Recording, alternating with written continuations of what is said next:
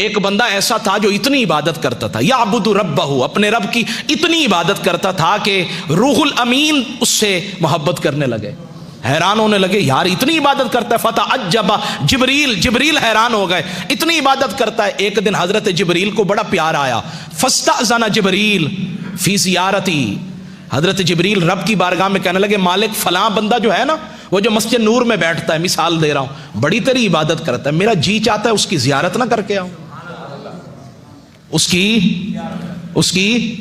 जियारत ना करके आऊं।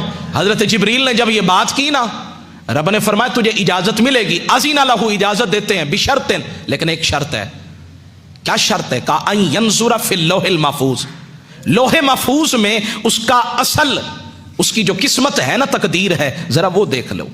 जब हजरत जिब्रील ने लोहे महफूज में देखा ना, तो कहते वहां तो उसको शकी लिख दिया था, बदबख्त लिखा हुआ था। हैरान हो गए, जमीन पे उतरे, उस बंदे की तरफ गए, सलाम दुआ के बाद उसे बताया मैं जिब्रील हूं।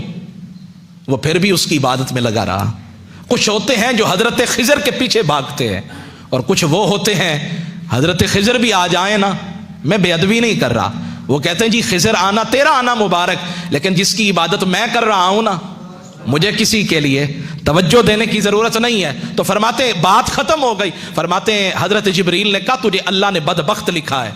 वो पता क्या कहने लगा? अल्हम्दुलिल्लाह, नहीं सुबह ऊंची वाना सुभाना, हर हाल में राजी रहना, जैसे तू राजी वैसे मैं राजी। कहने लगा अल्हम्दुलिल्लाह, या अल्लाह तेरा बड़ा करम है, कम से कम लिखा तो है ना, बदबख्त लिखा तो है ना, कुछ तो लिखा है। इधर लिखे फिर भी तेरी मर्जी है, इधर भी लिखे तेरी मर्जी है, कम से कम इतना तो दिलासा है कि तूने लिखा है।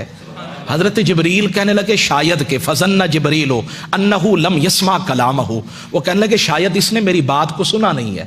फ़अआद अलैहिल क़ौला, उस हजरत जिब्रील ने फिर कहा हजरत आप तो सारी जिंदगी इबादत करते रहे, सजदे करते रहे, और रब का यह मामला है कि उसने आपको शकी लिख दिया है। उसने फिर कहा अल्हम्दुलिल्लाह। फताअज्जब जिब्रील, जिब्रील बड़े हैरान हुए, कहने लगे ये क्या मामला? उसने कहा लौलम अकुन, अगर मैं इस काबिल नहीं तो इसमें मेरे रब का क्या कसूर है?